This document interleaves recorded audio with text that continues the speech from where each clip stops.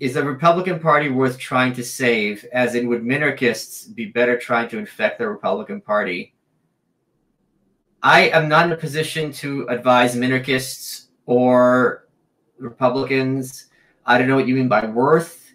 If you mean is the Republican Party a vehicle to get people elected, that's indisputable. I don't think any party inherently has any ideas or identity. There's no reason anyone can't run as anything. It's just a branding thing. So not too long ago, the boomers seemed to think it's of interest to point out the Democratic Party was the party of segregation. Now they're the party of virulent anti-racism. It doesn't matter. They can do whatever they want. That's what parties are. They don't really have an identity. Okay. Just like caviar used to be for poor people. Now it's the food for the wealthy, right? Okay, absolutely disagree with him there. And I think he might be somewhat ignorant of some facts, at least as far as the LP is concerned, because he's not, as far as I know, he's not like an LP member, and he's not really like into all of that the way Dave is. In a way, I agree with him that the two major parties have just been vessels to be filled with whatever random idea of the people who happen to rise to power in those parties happen to be. And the fact that the Democrats used to be the party of slavery is pretty irrelevant to what they are now.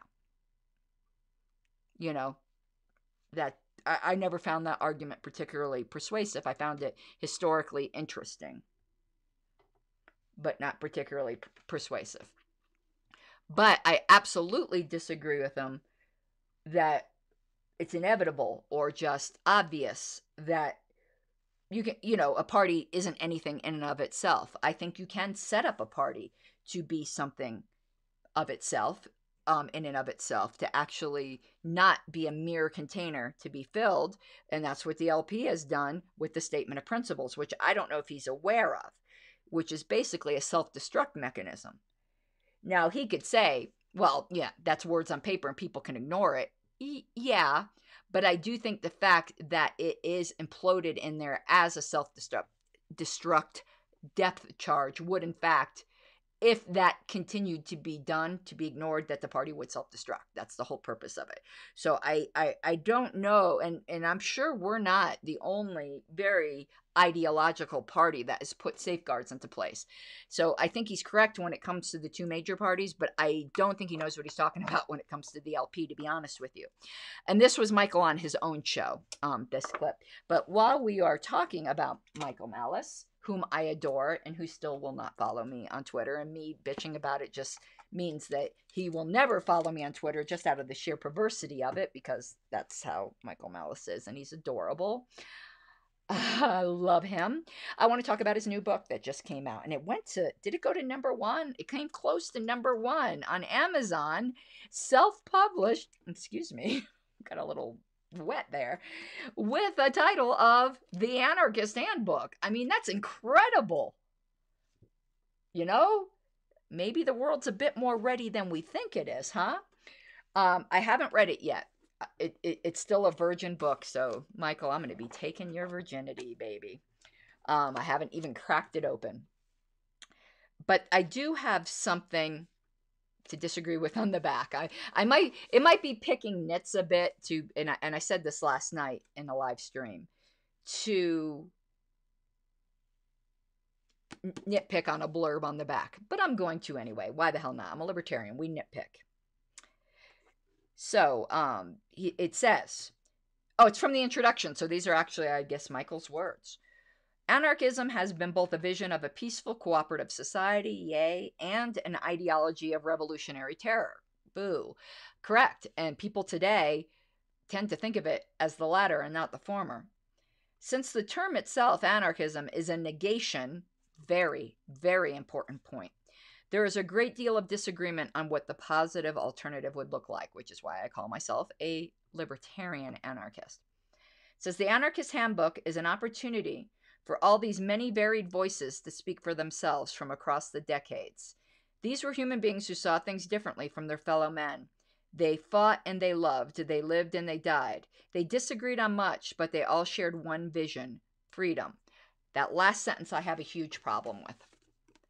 Is it true. Yeah, but on a very superficial way. Because that word freedom means something different to each of these varied things. They might all call what they're doing freedom, but you know, what is it that was it in Humpty Dumpty? It's like, you know, Humpty said, or was it the cat?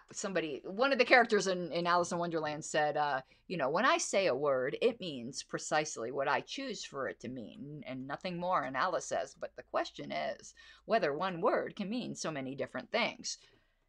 That is the problem here. To say they all believed in freedom, from my perspective, let me turn that on its head. What one anarchist may call freedom, I would call bondage. So I don't even think you can do that as the unifying thing without a lot of qualification. I think they all shared one vision, a world without political rulers. I think that's about all you can say of a vision that they shared. To just say, and maybe say, which they would call freedom or something. But to say we share one vision, freedom, makes it sound like our vision of freedom is the same. And it's not. Because that all goes into, how do you define aggression? Well, you can't define aggression unless you first define property rights. And isn't that the big issue in actual contention amongst a lot of these different anarchist thoughts? They are all internally consistent, but that doesn't make them externally consistent with other versions of anarchism. The only thing we all agree upon is no unchosen rulers. Because some would even say no rulers at all, chosen or not, the ones who don't believe in any hierarchy. That's not me. But I think one thing we could all agree on is no unchosen rulers. That's the minimum. And we would call that freedom. But what that entails is so different that I think this overly simplified it. And I think that's why most anarchists of a certain stripe tend to only write within that stripe, because otherwise there's hardly any meat to cling on to. But I think what Micheal's point of this book is to at least get people to question the necessity of the state. And in that, he's going to be a life changer. And let me see, did that thing let go? Yes, it did. So I want to add this to the broadcast. Bill says, both of the major parties are federalists. The LP is what could be considered an anti-federalist party. I would agree with that, I believe. You gotta take what you're given, that's how we live it. Don't be mad at the system, it's simply how we've existed. I hear a lot of people talking like they politicians and choose to be an accountant because it's safe in a business, not because they want to